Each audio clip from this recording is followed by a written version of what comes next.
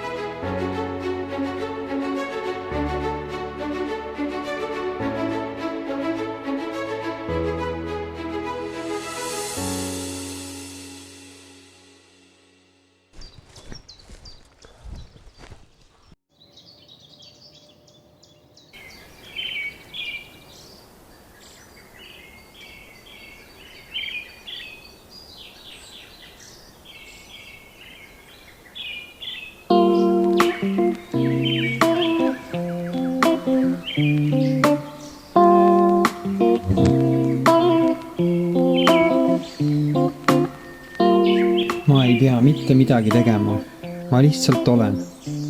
Olen kontaktis looduse ja maaga. Ma olen rahul. Ma olen taas tasakaalus.